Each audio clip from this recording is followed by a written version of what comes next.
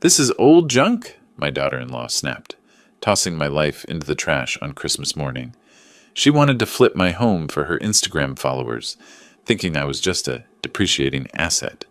But as a history teacher, I know that foundations matter. I left with one bag and left behind one envelope. Now, after 112 missed calls, they are begging for mercy. But some lessons must be learned the hard way. Before continuing, subscribe to our new channel, where we tell stories about men who take revenge on their insolent children, sons-in-law, and daughters-in-law. My name is Edward Foster. I'm 68 years old, and I've lived in Nashville, Tennessee, for most of my adult life. Bellevue, specifically, the quiet western side of the city, where the neighbors still wave from their driveways and the trees are old enough to have opinions. I spent 35 years teaching history at a Davidson County public school, which means I spent 35 years watching people ignore lessons that could have saved them a great deal of trouble. I retired with a pension of $2,340 a month, a house on Ridgecrest Drive that I've owned since 1989, and a belief that a man's home is, at minimum, his home. I was a patient teacher. I kept detailed records. I remembered everything my students ever tried to get away with. Those habits, it turned out, would come in handy far later than I expected. I should talk about Christopher. He's my son, 38 years old, works as a mid-level logistics manager, earns $74,000 a year, and plays golf on weekends with colleagues he calls friends, and probably doesn't like. He's not a bad man, Christopher. That's the part that makes it complicated. He's just a man who slowly, quietly chose comfort over character, the way a house settles over decades, so gradually you don't notice the cracks, until one day the foundation shifts and suddenly nothing is level anymore. He didn't used to be like this. I want to be clear about that, because it matters to understand what was lost. When Christopher was 11, he used to follow me into the garage and watch me work. I carve wood, furniture, decorative pieces, anything with grain and weight and patience required. I also collect antique maps of the United States, framed along the walls of my study. Christopher used to stand at my shoulder while I carved and ask me questions about the old maps. Why did states look different? What was here before the highways? Who decided where the borders went? He was curious in a way that made me proud, a boy who wanted to understand how things were built. He married Nicole 4 years ago. Nicole Wells, now Nicole Fosters, is 35, sharp-featured, and fluent in the language of subtle control. She's a real estate manager who earns $91,000 a year and runs an Instagram account about home renovation. She has 14,000 followers. I know this because she mentioned it 11 times in the first year of the marriage. She is not unintelligent. In fact, that's the problem. Nicole is the kind of person who calculates the return on investment of every relationship she enters, and at some point, she looked at me and decided I was a depreciating asset. The first signs were small, the living room furniture, dark oak pieces I'd built myself over 2 decades, was replaced within 6 months of them moving in. "We want something more modern, Ed." My workbench in the garage got pushed to the back corner to make room for Nicole's staging materials. Boxes of fabric samples, paint swatches, cabinet hardware. "Just temporarily, Ed." My study, which had always been my study, started being referred to as the guest room in Nicole's conversations. Not to my face at first. I heard it through walls. "We can turn the guest room into a proper rental once we get things sorted." Things sorted. I noticed all of this. I wrote none of it down yet. I was still being a good sport. That changed on Christmas morning. I had been awake since 6. Old habit. 35 years of first bell at 7:15 will rewire a man permanently. I made coffee, fed the bird feeder in the backyard, and spent an hour in the garage with a piece of black walnut I'd been shaping into a small decorative shelf. Christopher was still asleep. Nicole was not. I heard the back door open and close. Then again. Then a third time. I stepped out of the garage and saw her standing at the curb next to the recycling bins. 3 cardboard boxes. My boxes. I recognized the handwriting on the sides, my own, from when I'd packed them during a minor reorganization 2 summers ago. She was brushing her palms together the way people do after completing a task. "Nicole!" My voice came out even. I was proud of that. What is in those boxes? She turned around without any particular urgency. Old stuff from the back of the hall closet. Photo albums. Some tools. A tin box. I don't know what's in it. We're starting the renovation next week and we need the storage space. It's just clutter, Ed. The tin box, she didn't know what was in. That tin box contained my father's military service medals.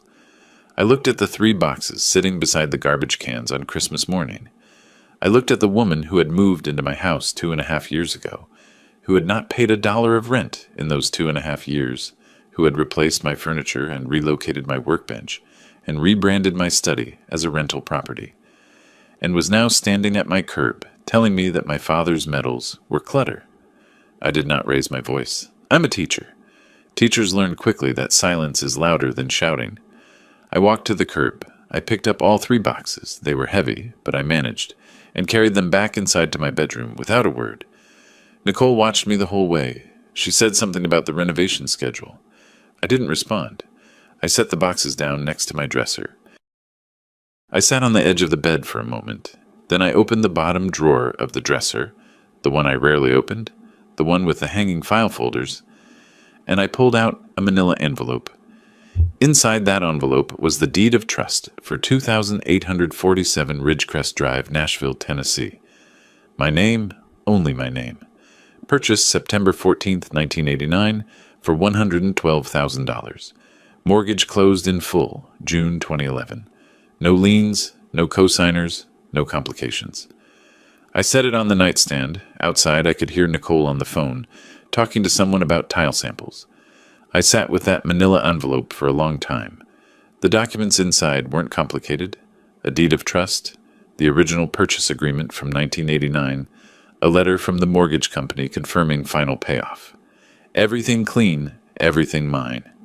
I've handled enough paperwork in my life to know what I was looking at. The paper equivalent of a foundation, the part of a structure that doesn't move.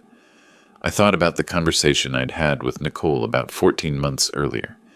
It was a Sunday afternoon in late October, one of those gray Tennessee days that can't decide if it wants to rain. Christopher was out with his golf friends. Nicole had come to find me in the garage, which was unusual. She generally treated the garage the way diplomats treat contested territory, acknowledged but not entered. She'd leaned against the doorframe with a coffee mug and what I can only describe as a rehearsed casualness. Ed, I've been thinking about the house, about long-term security for all of us. A pause that was meant to feel spontaneous. Have you ever considered putting Christopher on the deed, just as a co-owner? It would simplify things eventually, for taxes, for inheritance, for everything really. It would just make the whole situation more official. I had looked at the piece of cedar I was working with. I turned it over in my hands. I said, I'll think about it, which is what I say when I have no intention of thinking about it, but want the conversation to end. She'd smiled and gone back inside. I never mentioned it to Christopher. I don't know if he knew she asked. It didn't matter. The answer was the same either way. That October conversation came back to me sharply, sitting on my bed on Christmas morning with the deed in my lap. Nicole hadn't been asking out of sentimentality. She'd been conducting a real estate transaction. The house was worth somewhere around $385,000 at that point. I'd seen the neighborhood comparables. Getting Christopher's name on that deed would have changed everything. Inheritance, leverage, the entire geometry of who had rights to what. I had said I'd think about it. She had taken that as a soft no and moved on to other methods. The renovation, the storage, the recycling bins. I put the folder back in the drawer. The next day, Christopher apologized. He found me in the kitchen making eggs, sat down at the table, and said, Dad, I'm sorry about yesterday. Nicole was under a lot of stress about the project timeline. It was the apology of a man completing an assigned task. Technically present, emotionally absent. He made eye contact for approximately 4 seconds. Then he poured himself coffee and checked his phone. Nicole did not apologize. That evening I sat at the dinner table and ate vegetable soup, while Nicole explained to Christopher, with the detailed authority of someone presenting a business proposal, her plans for the renovation, new flooring throughout, updated kitchen cabinetry, And the guest room, she said, gesturing generally in the direction of my study, would become a proper short-term rental. The Airbnb market in Bellevue is actually quite strong right now. I've been doing research. A well-staged room could bring in $1,800 a month easily. She said all of this while I was sitting 3 feet away from her, eating soup. Christopher nodded. He said, "That makes sense," twice. He didn't look at me. I finished my soup. I rinsed the bowl. I said good night. I went to my bedroom and closed the door and stood there for a moment in the quiet. I thought about a classroom I'd taught in for 19 years. Room 214, second floor, eastern exposure, good morning light. I thought about how many times I'd watched a student decide they already knew the answer before reading the question. The confidence of people who haven't learned yet that documents are more durable than assumptions. There's an 1887 map of Tennessee framed above my workbench in the garage. I bought it at an estate sale in Franklin 20 years ago for $60. The boundaries are slightly different from the modern state. Some of the county lines were still being disputed. A few towns have different names, and the river courses are drawn from survey measurements that weren't always precise. But the fundamentals are there. The shape of the thing. What belongs to what? I thought about that map. I thought about the deed in my bottom drawer. I thought about the fact that Christopher and Nicole had been living in my house, free of charge, for 2 years and 7 months. No lease, no rental agreement, no paperwork of any kind establishing their right to be there beyond my verbal invitation. An invitation that, under Tennessee law, I had the right to withdraw. I opened my laptop. I typed, "Real estate attorney, Nashville, Tennessee." The first few results were the usual large firm advertisements. But on the second page, or maybe it was a sidebar, I don't remember exactly, I found a listing on a legal rating site called Avo, Dennis Cole, attorney, real estate and trust law, office at 315 Dederick Street, Suite 72. Oh, Nashville. Rated 9.4 out of 10. 17 client reviews. The most recent one said simply, "He knew exactly what needed to be done, and he did it cleanly." I read that twice. I wrote down the address on a notepad I keep next to the laptop. Old teacher habit. If it matters, write it down. I closed the computer and turned off the lamp. In the garage, my workbench sat pushed into the back corner, where Nicole's staging boxes had relocated it 3 months ago. The black walnut piece I'd been shaping that morning was still on the bench, half finished. I'd get back to it. But first, I had some paperwork to put in order. The elevator in the building at 3:15. Dederick Street was slow and smelled faintly of old carpet. I stood in it with my manila envelope tucked under one arm and watched the numbers climb to 7. A week and a half had passed since Christmas morning. I'd called the number from Avo 3 days after finding it, made an appointment, and spent the intervening days doing what I'd spent 35 years training students to do. I gathered my primary sources: the deed, the mortgage payoff letter, the original purchase agreement from 1989, bank statements covering the previous 30 months. Specifically, the complete absence of any payment from Christopher or Nicole toward household expenses, utilities, or anything resembling rent. I also printed the relevant section of Tennessee landlord-tenant law, which I'd found on the state legislature's website. I like to arrive prepared. It's a habit that irritates people who are hoping you wouldn't be. Suite 720 was a clean, moderate office. Not flashy, not threadbare. A small waiting area with 3 chairs and a window overlooking the Cumberland River. The receptionist was efficient and indifferent in equal measure. I waited 11 minutes, which I spent rereading my notes. Dennis Cole was 54, with close-cropped gray hair and the measured calm of someone who has spent decades listening to people describe problems they should have addressed years earlier. He shook my hand, gestured to the chair across from his desk, and said, "Tell me the situation." I told him. I kept it factual in the order it happened. The house, the marriage, the 2.5 years, the lack of any written agreement, the renovation plans, the boxes at the curb on Christmas morning. I did not editorialize. I simply described events and let them carry their own weight. Cole listened without interrupting. He made 2 brief notes on a yellow legal pad. When I finished, he set his pen down and said, "Mr. Foster, under Tennessee Code. Annotated Section 66-28-512. Occupants without a written lease are classified as tenants at will. That means they can be asked to vacate with 30 days written notice. No court filing required at that stage. The notice itself is sufficient to initiate the process. If they refuse to leave after 30 days, then you file an unlawful detainer action. But in most cases, with a properly served notice, it doesn't get that far. I said, and if they claim there was a verbal agreement for permanent residency? He allowed a slight pause that was probably meant to convey professional patience. Verbal agreements regarding real property are largely unenforceable in Tennessee without written documentation. They can claim it. It wouldn't get them far. I nodded. I'd expected that answer, but there's a difference between suspecting something and having an attorney confirm it to your face. Then Cole raised the second issue, which I hadn't anticipated. He asked about my estate plan. Did I have a will, a trust, any formal document indicating what should happen to the property at 2,847 Ridgecrest Drive when I was no longer able to manage it?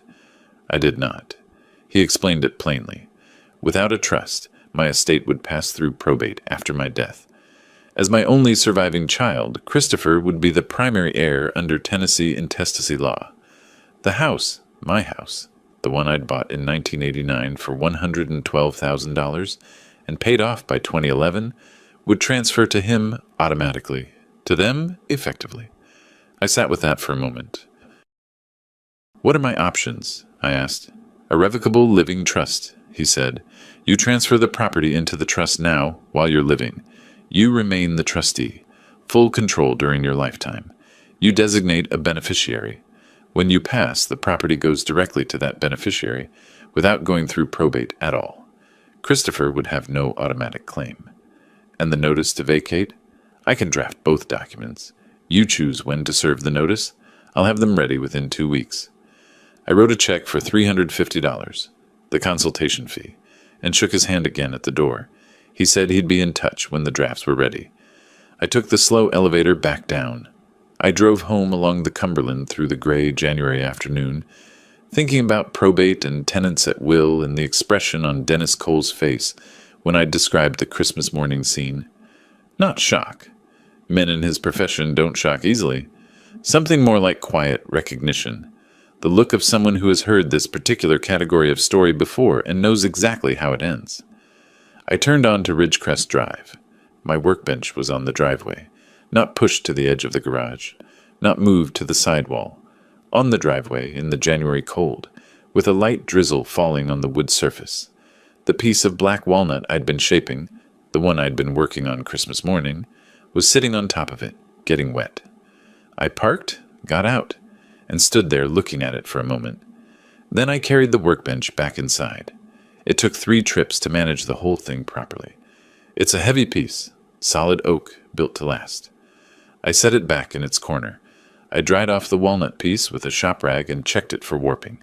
It was fine. I was still standing in the garage, examining the wood grain, when I heard the door from the kitchen open. Nicole's voice came in sharp and immediate. "Ed, what are you doing? We needed that space." "The contractors start floor measurements this week. The garage has to be clear." I set the walnut piece down and turned around. She was standing in the doorway, arms crossed, wearing the expression she used when she wanted to look reasonable while issuing a directive. Christopher was behind her in the kitchen holding the coffee mug. He did not say anything. I looked at Nicole for a moment. Then I said, "This is my garage. I'll say this one time." She opened her mouth. I said, "Once." She closed it. 4 seconds of silence, longer than it sounds. Then she turned and walked back into the kitchen. Christopher followed without making eye contact. I turned back to my workbench. Here is what I understood, standing there. The confrontation hadn't resolved anything. It had only marked a boundary. Nicole had noted where the line was, and she would now work around it rather than through it. She doesn't retreat. She recalculates. I'd been watching her recalculate for 4 years. I just hadn't been keeping written records until now.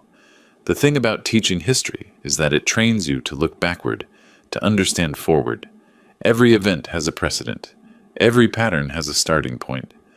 I spent the days after Christmas constructing a clear timeline, not in my head where feelings distort sequence, but on paper where facts sit still. The first call I made was to a property appraiser. Robert Payne, certified appraiser for Davidson County, member of the same Bellevue Homeowners Association I'd attended twice, before concluding the meetings weren't worth my evenings. We weren't friends. We'd exchanged maybe 40 words in 4 years. But he was professional, local, and available, and I needed a current documented valuation of the property. He walked the house for 40 minutes with a clipboard and a measuring tape. The formal appraisal report arrived 6 days later, $391,500, higher than I'd estimated. The Bellevue neighborhood had appreciated steadily. I filed the report with the deed. The second call was back to Dennis Cole. The drafts were ready. I returned to Suite 720 and reviewed both documents carefully. The notice to vacate was straightforward. A formal written notice to Christopher and Nicole Foster, requiring them to vacate the premises within 30 days of service. Proper Tennessee statute language. Notarization ready. The living trust required more thought. I would transfer the property into the Edward J. Foster Revocable Living Trust, myself as trustee and sole beneficiary during my lifetime. Upon my death, the property would go to a named external beneficiary. I had been thinking about this. I chose the Tennessee State Library and Archives Foundation, a nonprofit dedicated to preserving historical records and maps from across the state. I had spent a career teaching people to value primary sources. The 1887 map of Tennessee above my workbench was, in its own way, exactly that. Let the house serve that purpose. Cole witnessed the signature. A notary from the office down the hall stamped the document. I wrote a check for $875. The notice to vacate. I took home in a sealed envelope, unsigned, to be served when I chose. I said nothing to Christopher or Nicole. Life in the house continued in its pattern. Contractors came and went. The kitchen tile, old terracotta I'd laid myself in 1997, was stripped. Christopher left for work each morning and came back at 6. On weekends, he played golf. I carved. I read. I watched. One evening, I picked up the shared tablet from the kitchen counter. We'd used it for grocery lists, a practical arrangement that had since become mostly Nicole's device. I was looking for a restaurant menu I'd bookmarked. Instead, the browser was open to an Airbnb listing, cozy private room in quiet Bellevue neighborhood, tastefully renovated, shared kitchen and living area, available March 1st, $1,800 per month. The photographs were of my study. The listing had been created 4 days earlier. The room wasn't finished yet. The renovation was still underway. She had posted my room, in my house, from which she had no legal standing to collect $1, before she'd even finished repainting it. I set the tablet back exactly where I'd found it. I went to my bedroom. I opened the bottom drawer. I looked at the sealed envelope. Then I opened my notepad and wrote down the listing date and the asking price. $1,800 per month. I underlined it twice. A teacher recognizes the moment a student commits an error that can't be walked back. Not careless. Revealing. The kind that shows you exactly what someone was planning from the beginning. I had it in writing now. I also had something else. A second appointment with Cole, already scheduled for the following Monday. The sealed envelope. An appraiser's report. 30 months of bank statements showing zero. Not a single payment toward rent, utilities, or property tax from either of them. And now an Airbnb listing dated before the renovation was complete, advertising my house as available rental income. Nicole had spent 4 years treating this house as an asset she was simply waiting to inherit. She had listed it like a property manager before she'd finished staging it. She had moved my workbench into the rain while my father's medals were sitting in a cardboard box at the curb. I didn't know yet precisely when I would use the envelope, but I knew exactly what I was dealing with, and I knew what came next. The week before I left, I moved my life out in layers. I had signed the lease on a studio apartment on the east side of Nashville. First floor, 1 large room, a small kitchen, a bathroom with decent water pressure. $1,150 a month, available from the 1st of February. The landlord was a quiet man named Gary who managed 3 properties in the neighborhood and had no interest in small talk. We shook hands. I wrote the deposit check, and that was the extent of our relationship. The apartment was clean and plain and entirely mine. No one else's name on the door. I drove back to Ridgecrest Drive that evening and stood in the garage for a while, looking at what I had accumulated in 35 years of living in one place. A man who stays put long enough ends up with layers of himself, pressed into corners and shelves and the backs of closets. Tools he used once and kept, books he meant to reread, maps he bought at estate sales in small Tennessee towns, rolled in cardboard tubes and stacked against the south wall of the garage. I began making decisions: what I needed, the documents, the laptop, my medications, blood pressure, nothing dramatic, 2 pills in the morning, my father's carving knife, which I had retrieved from the tin box Nickel had set at the curb, and which had been in the Foster family since 1951. 2 photographs, one of my parents taken at the 1964 World's Fair, and one of Christopher at age 8, standing in the garage doorway in a green jacket, watching me work. I have carried that photograph in my wallet for 30 years, and I saw no reason to stop. The rest, the maps, the furniture, the workbench, the tools, I moved gradually over 4 days. Each morning after Christopher left for his office, and Nicole drove away for whatever she had scheduled, I loaded the truck and made a run to the east side.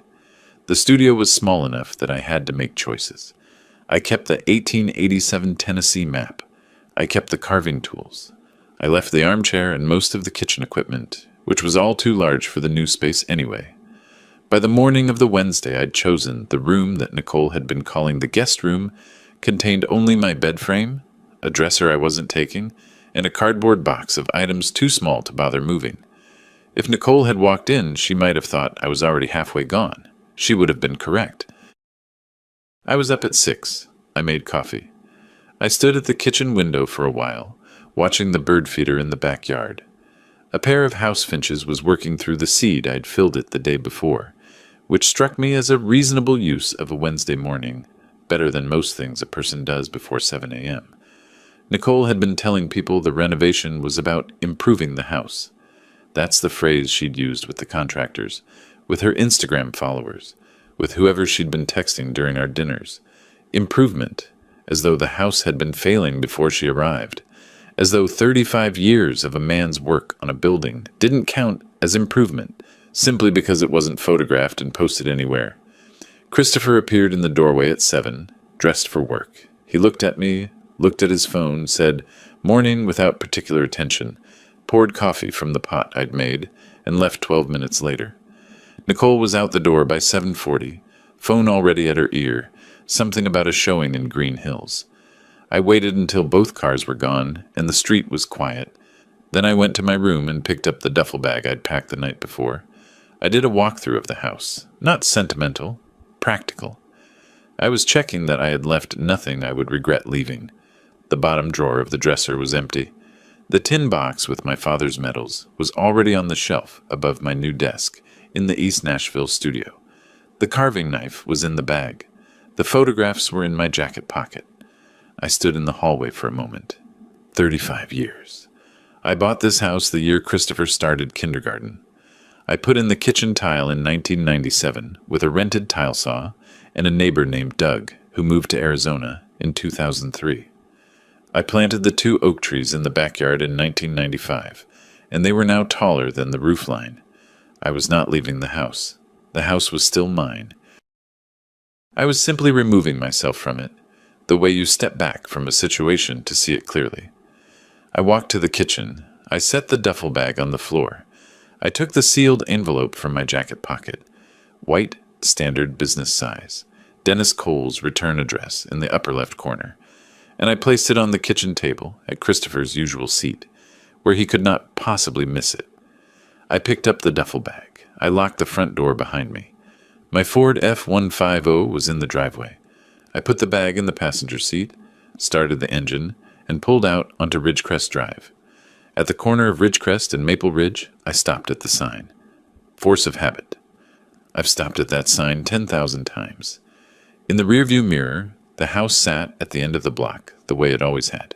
Tan siding, dark green shutters, the two oaks visible over the roofline. I pulled away. By the time I reached the I-40 on-ramp heading east, I realized I hadn't looked in the mirror again. The studio apartment on the east side of Nashville was quiet, in a way the Ridgecrest house hadn't been in years. No contractors, no renovation discussions, no footsteps on hardwood at 11 at night, while Nicole reviewed Airbnb pricing on her phone. Just the ambient sound of the neighborhood. Cars on the street below, someone's dog, the refrigerator's low hum. I ate a sandwich I'd made that morning, still packed in the bag. I turned on the television, found a documentary about the construction of the Transcontinental Railroad, and watched it while the afternoon light shifted across the wall. At 6:47 in the evening, my phone rang. Christopher. I set the phone face up on the coffee table and watched his name appear and disappear. The call went to voicemail. He did not leave a message. 30 seconds later, it rang again. I looked at the screen. Christopher again. I set it back down. The documentary had moved on to a segment about the workers who laid the tracks through the Sierra Nevada. It was interesting enough to hold my attention. The phone rang 4 more times in the next 11 minutes, all from Christopher's number. Then it stopped for a while. At 7:22, a different number. I didn't recognize it. Then again. Then a third time from the same number. I looked it up. It matched a number Nicole had used once to call about a plumbing issue when her regular phone was charging. She had found the envelope. The text started around 7:30. I read them in order because I believe in primary sources. Christopher, first message. What is this? Call me back. Christopher, second message, 3 minutes later. Dad, seriously, call me. Then a gap of about 8 minutes. Probably the two of them reading the notice to vacate together, working through the language. It's a clear document, but people tend to read things twice when the news is bad. Nicole's first text came in at 7:41. It was 4 lines. Calm, measured, the tone of someone who works in real estate and knows how to phrase things carefully. Ed, I think there's been a serious misunderstanding. I'd really like to talk before either of us does anything we can't take back. Can you call me? I had to give her credit for the attempt. 4 years of watching Nicole operate had taught me that her first instinct under pressure was always to reframe the situation, to establish that everything was still negotiable, that the conversation was still open, that no one had actually done anything yet. It was a professional skill. She used it on clients. She was using it on me now. I did not respond. Christopher's messages escalated faster than Nicole's. By 8 o'clock, he had sent 11 texts. The progression was almost textbook, the kind of emotional arc I'd seen in students who got caught having not done the assignment and were trying to work through their options in real time. First came the challenge. This isn't legal. You can't just tell us to leave. Then the appeal. Talk to me. Please. We're family. Then the bargain. I'll call you in the morning and we can figure this out. Just pick up. Then around 9, something that was either an attempt at guilt or genuine distress. I couldn't fully tell, which was itself somewhat telling. We have nowhere to go. You know that, right? I read that one twice. They earned $74,000 and $91,000 per year. Between them, $165,000 annually before taxes. They had been living rent-free in my house for 2.5 years. The number of places they had to go was, in fact, not 0. By 10 o'clock, the calls had reached 112. I know this because I counted them the next morning. The call log on my phone is efficient that way. Christopher, Nicole, and Nicole's second number in rotation, sometimes back-to-back, sometimes in clusters of 3 or 4 within a minute. At some point around 11, Nicole sent the long message I had expected. It ran about 200 words. The core of it was this. She had always had the best intentions for the house. The renovation was meant to benefit everyone. She had invested significant time and personal resources into making improvements, and if there was a problem with how things had been managed, she was completely open to sitting down and addressing it like adults. She did not mention the Christmas boxes. She did not mention the workbench in the rain. She did not mention the Airbnb listing she had posted from my tablet in my house before she had any right to post it. She also didn't mention my father's medals. I put the phone down on the nightstand and turned off the lamp. The documentary about the railroad was long over. Outside, East Nashville was going about its evening. I lay in the dark in my new apartment. First night in a place that was simply mine, uncomplicated. And I thought about 35 years of payments and tile work and oak trees and one carving knife that had outlasted everything. I slept better than I had in months. In the morning, I made coffee, looked at the call log, and opened a new text to Christopher. I typed, "Contact a lawyer. You have 30 days." I pressed send. I set the phone down. Then I refilled my coffee and watched the house finch that had apparently followed me across the city land on the windowsill, look in briefly and fly away. I had not refilled the feeder yet. That was a reasonable complaint. I made a note to buy seed on my way back from the bank, where I had an appointment that afternoon with Sandra Torres to review the account documentation I'd need for the next step. The 30 days had started, and I had work to do. Dennis Cole called me on a Tuesday morning, about 10 days after I'd sent the text to Christopher. I was at my workbench in the studio. I'd set it up along the east wall, under the window, which got good morning light, shaping a piece of cherry wood into a small shelf bracket.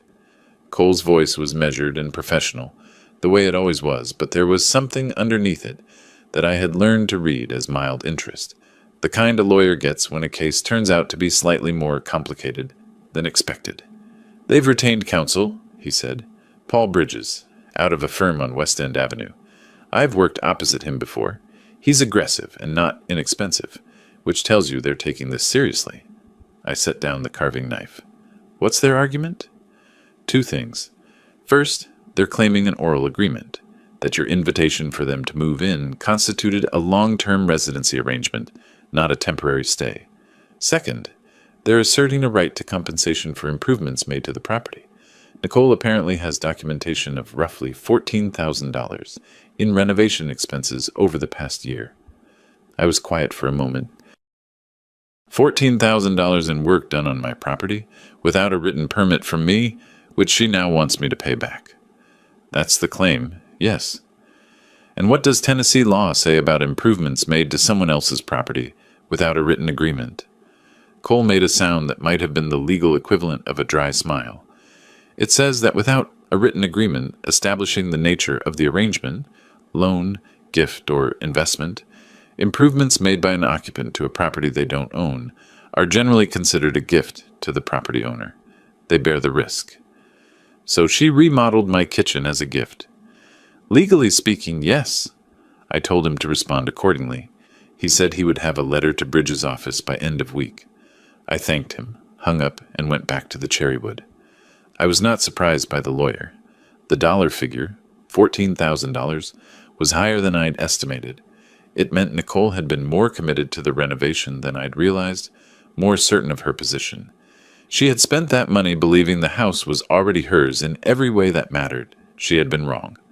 The second call came 3 days later from a number I didn't immediately recognize. When I answered, a woman identified herself as Barbara Mansfield, my neighbor from 2 houses down on Ridgecrest Drive. I had spoken with Barbara perhaps a dozen times over the years. She was in her mid-60s, kept a meticulous garden, and had strong opinions about the neighborhood association's parking policy. We were not close, but we were civil. "Edward," she said, and her tone told me before the words did that something was off. "I'm calling because I think you should know what's being said on the street." She told me that Nicole had been talking to neighbors. Not everyone, selectively the ones most likely to be sympathetic or to spread the information further. The story Nicole was telling was this. Edward Foster had become erratic in recent months. He had become difficult to live with, paranoid, possibly confused. The family had been trying to help him, letting him stay in the house, managing his affairs, keeping the property in good condition. And now, out of nowhere, he had served them with eviction papers and disappeared. They were worried about him. They didn't know what had gotten into him. She used the phrase, "not himself," Barbara said, more than once. I thanked her and asked if she would be willing to repeat this conversation if it ever became relevant. She said she would. I wrote down the date, the time, the substance of what she'd told me, and set it in the folder with the rest of the documentation. This was, I recognized, a reasonably well-designed move. If a judge or anyone else were to look at the situation and find a narrative of a confused older man acting erratically, it would complicate the picture. It wouldn't change the legal facts. The deed was the deed, but it could affect perception. Nicole was working every angle she had. I had expected her to work angles. I had not been idle while she did. A week after Cole's call about Bridges, Cole called again. His tone was still measured, but the mild interest had sharpened into something more like attention. They're not backing down. Bridges has filed a motion to extend the response period and is requesting a hearing. They want a judge to evaluate the oral agreement claim and the improvement compensation claim simultaneously. Which means court, I said. Which means court. Davidson County General Sessions. I'd expect a hearing date within 4 to 6 weeks. I told him I'd be ready. After I hung up, I sat for a while at the kitchen table in the studio with a cup of coffee and the folder in front of me. In it, the deed, the mortgage payoff letter, 30 months of bank statements, the appraisal report, the living trust documentation, Barbara Mansfield's account in writing, and the printed screenshot of Nicole's Airbnb listing, time-stamped, showing the posting date and the $1,800 per month asking price, created before I had left the house. That last document was the one I thought about most. Nicole was a real estate manager. She understood listings. She understood that a listing creates a record, a time-stamped, publicly accessible record of intent. She had posted that listing on a platform that logged the creation date automatically. She had done it from a tablet in my house, while I was still living there, before the renovation she was advertising was even complete. She had, in a professional sense, documented her own intentions before she had the right to act on them. I closed the folder and finished my coffee. The hearing was 4 weeks away. I had everything I needed. Davidson County General Sessions Court is not a dramatic space. Fluorescent lighting, rows of seating, a raised bench at the front, the atmosphere of a place where ordinary disputes arrive to be resolved. I had never been inside it before. Cole and I arrived early and reviewed the documents once more. Christopher and Nicole came in shortly after, with Paul Bridges, their attorney, late 40s, thick file, the practiced confidence of a man who wins by preparation and aggression in roughly equal measure. Nicole carried 3 folders, photographs, receipts, contractor invoices, organized with the precision of someone who had rehearsed this presentation. She did not look at me when she came in. Christopher looked at me once, briefly, then away.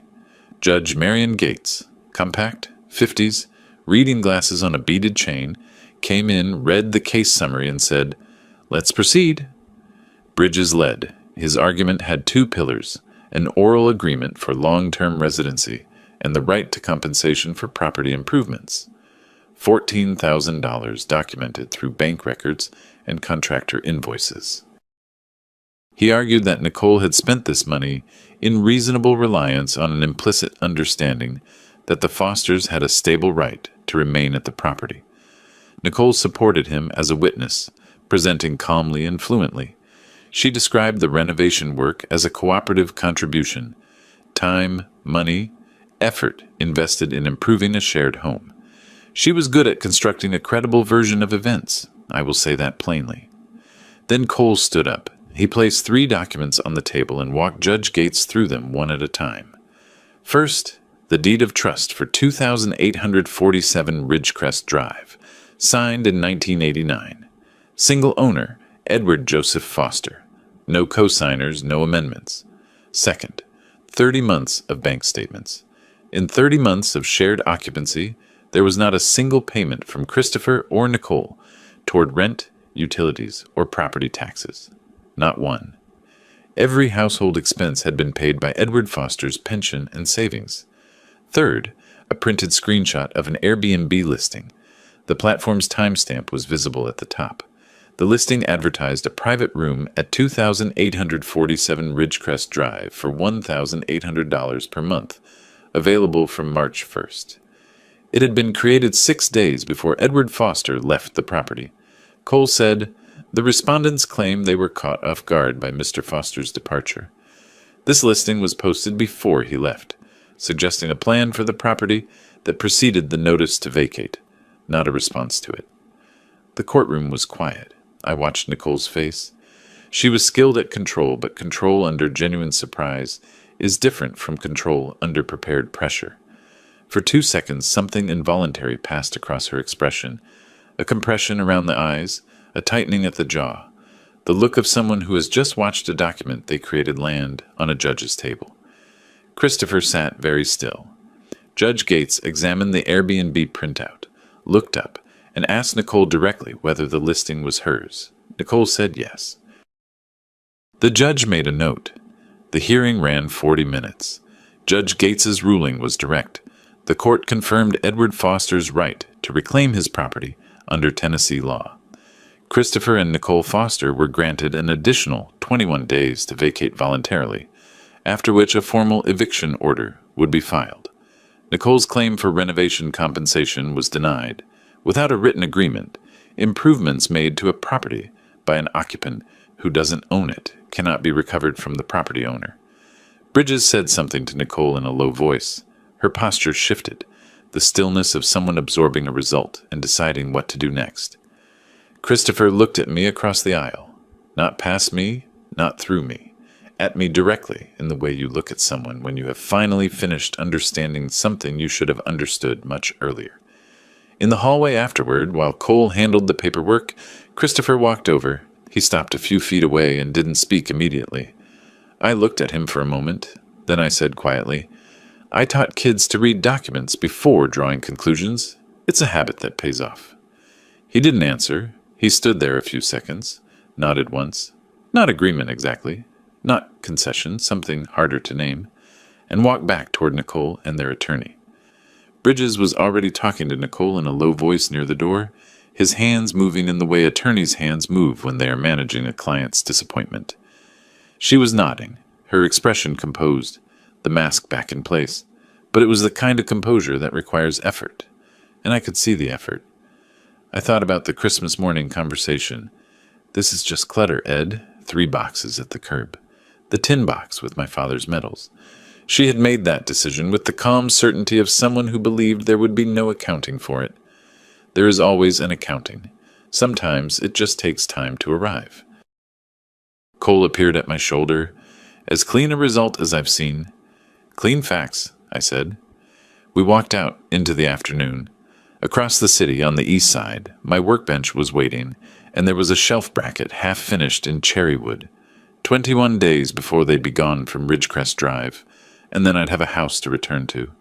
Mine, as it had always been. I drove home thinking about oak trees. The 2 I'd planted in the backyard in 1995 were taller than the roofline now. Some things you tend carefully, and they outlast everything else you put your effort into. I had always known that about trees. It turned out to be true about a few other things as well.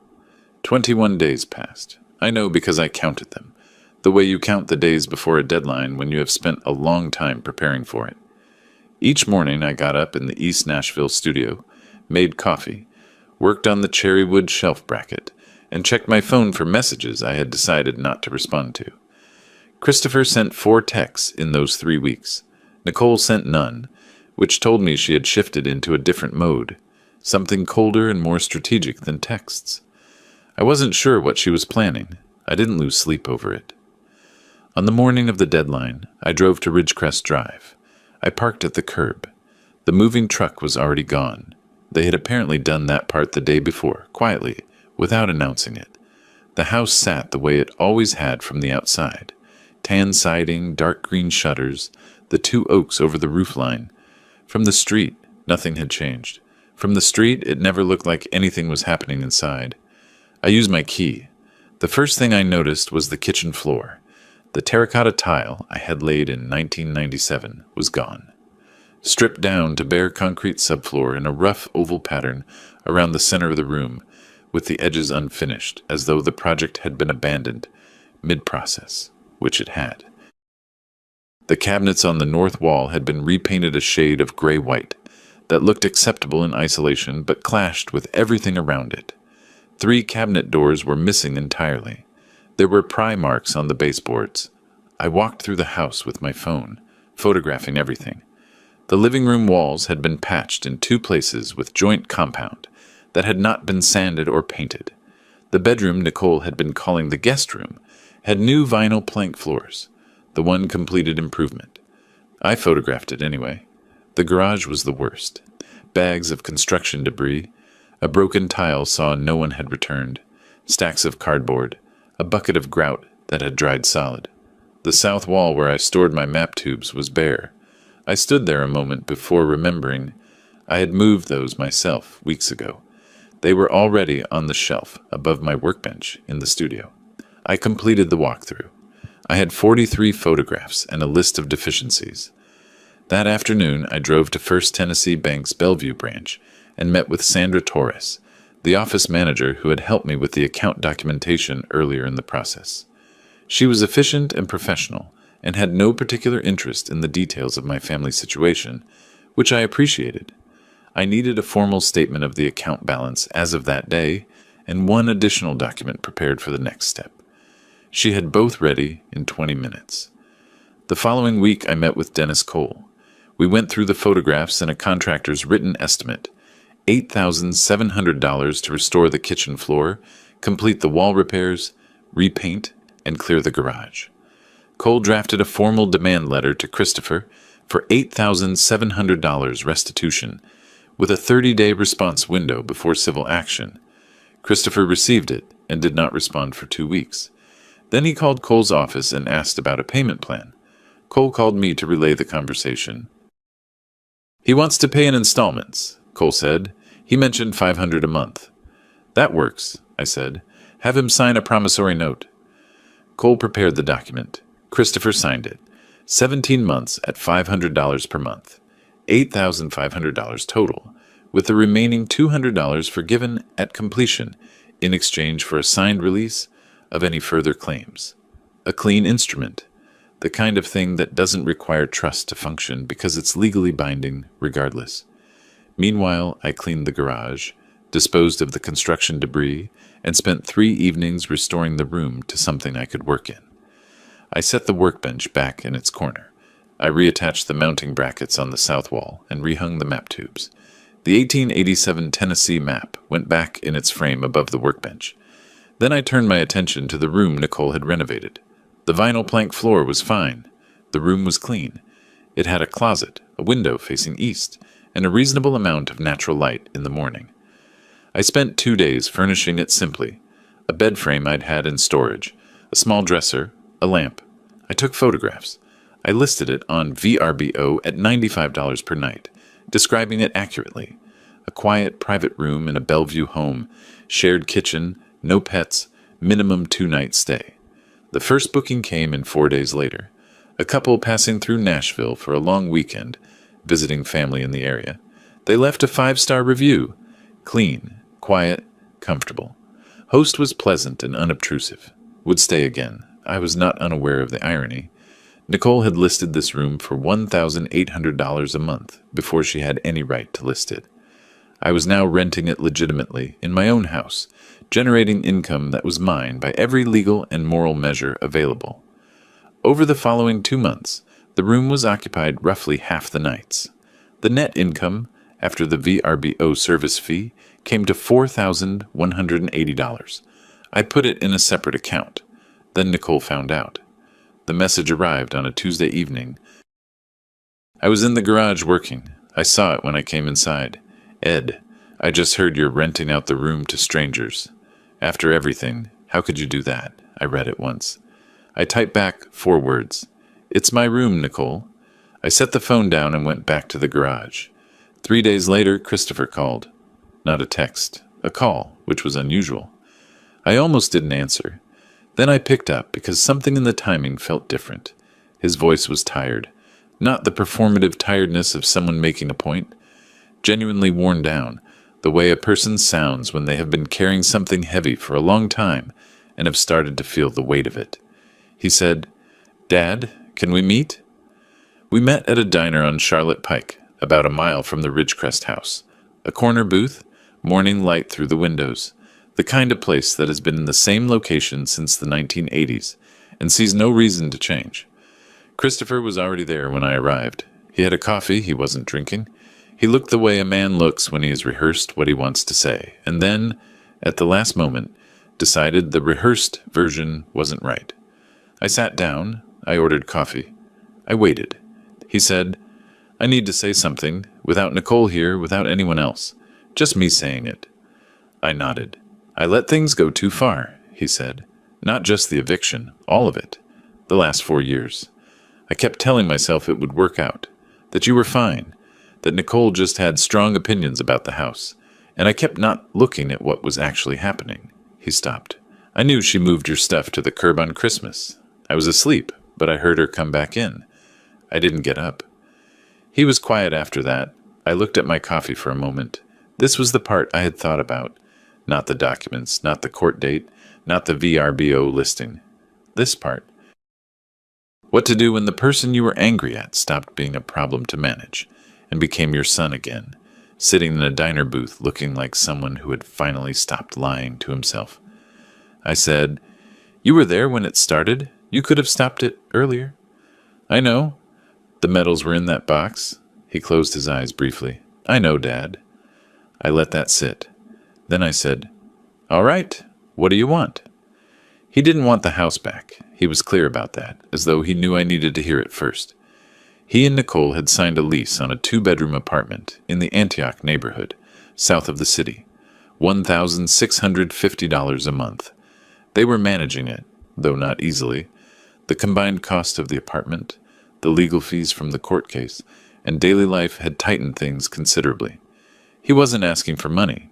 He was asking whether there was still a relationship available to them, to him and his father, or whether that was gone. I told him I didn't know yet. That was the honest answer.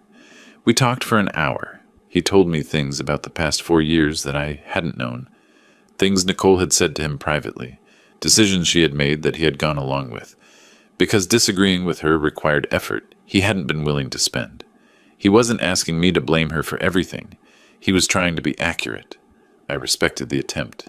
Before we left, I put a document on the table. He looked at it.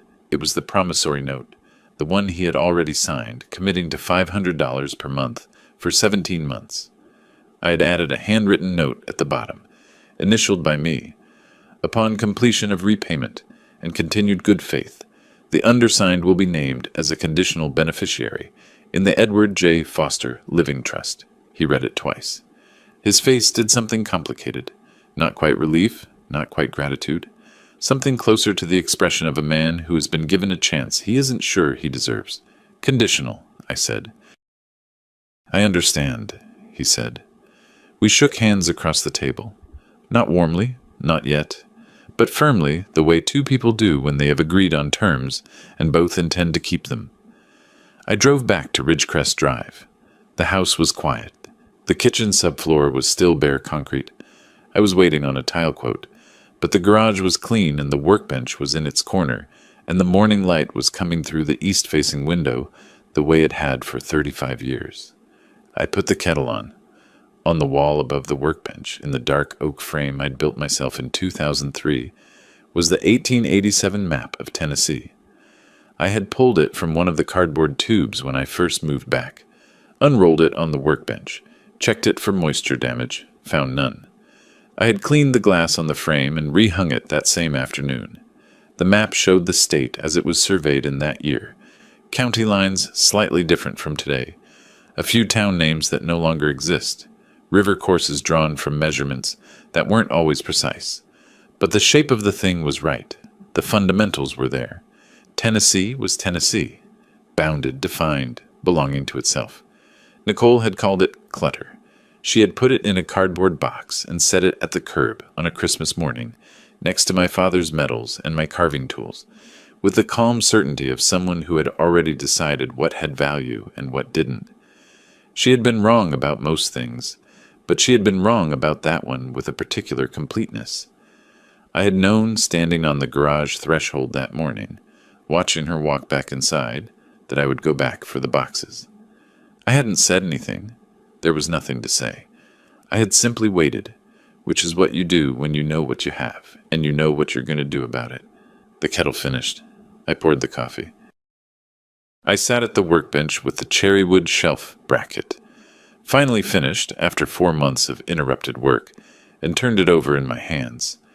Outside, the 2 oak trees in the backyard were moving in a light summer wind, planted in 1995, taller than the roofline now. Some things you build carefully, and they outlast everything that tried to displace them. 112 calls. I didn't answer a single one. Sometimes the loudest answer is silence, and 1 envelope on a kitchen table. If you like this story, subscribe to our new channel and listen to a few stories there.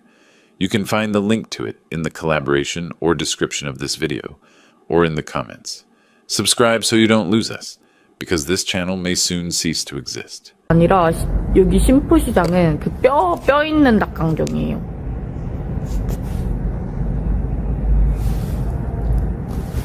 뼈 있는 닭강정.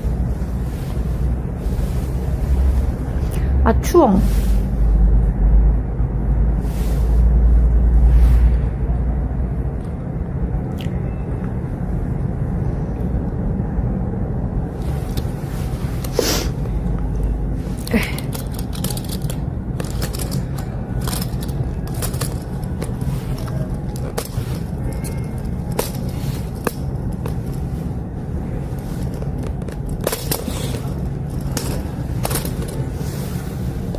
여기 앉아있으니까 옛날에 부천에 앉아있던 때 생각나. 부천에도 이렇게 밖에 앉아가지고 막 앉아있어. 이렇게 소통하고 그랬는데. 지나가는 사람들 만나고. 혼자 누구 들어가신다. 초밥집에.